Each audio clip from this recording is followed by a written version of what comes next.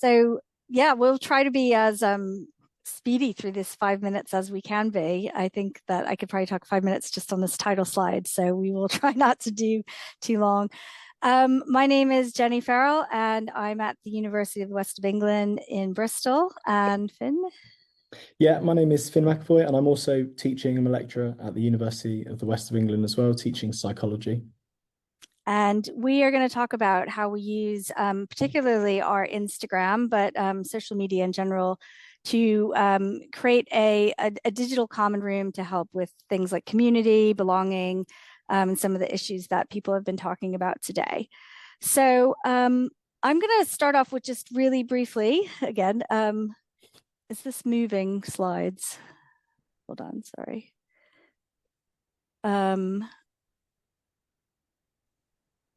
Did that move slides? Yeah. Okay. I'm going to talk really briefly about how where this came from. And so I think that one of the things to understand about the community that we have in general with staff and students at UE Bristol is that we have community is really important to us. And I would say that sometimes it verges on the less serious or the informal. Sometimes it goes, it can be really playful, but I think that it's really important to know that we're not just doing this because, we're just a bunch of silly jokesters, but we're doing it for a reason. And it's because those things are so important for a cohesive community. There was a recent article on in the New York Times that was talking about these shared riffs that we have, these little in jokes that we create with each other, the things that really bind us. And that's the kind of thing that we try to build with our staff team, but it's also something that we try to build with our students and between staff and students as well. So with the Instagram page, this was something we started in 2021, that academic year. And one of the main reasons was because a lot of the students were feeling really anxious about returning to campus. There was a little bit of a disconnect as far as the student community, the staff and student community, because of the COVID lockdown. And so students were, I think, a little bit nervous about what it would be like, how they were going to meet people. And so we wanted to have a little bit, bring some of our personality and the things that, you might normally get from that in-person classroom into a more social media and remote space. We actually started during lockdown trying to boost up the Facebook page, but I think we realized that students weren't using Facebook as much as they used to be, and even staff weren't. And Instagram just seemed to be a really good place for some quick, snappy, fast things to help share things about what we're like and what students needed to know. So we did a lot of onboarding through Instagram that year, and then we've just kind of kept it up. So what we're going to present now are some of the key themes that we use our Instagram for.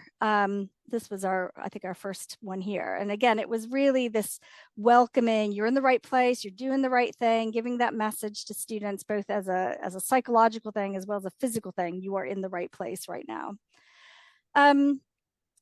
So one of the things that we use it for, Finn, were you going to do this one? Yeah, I can take this okay. one. So one of the first kind of arguably more formal ways that we try and use the Instagram page is really simply communication. It can provide a really quick and also visual way to get information out to our students. So we use it in quite a fun way for sending information about maybe psych society events or teaching clashes or so on and so forth. It's really useful when some of our systems have failed. So, Blackboard or emails might be down for whatever reason. We can use it as kind of another vice to reach students.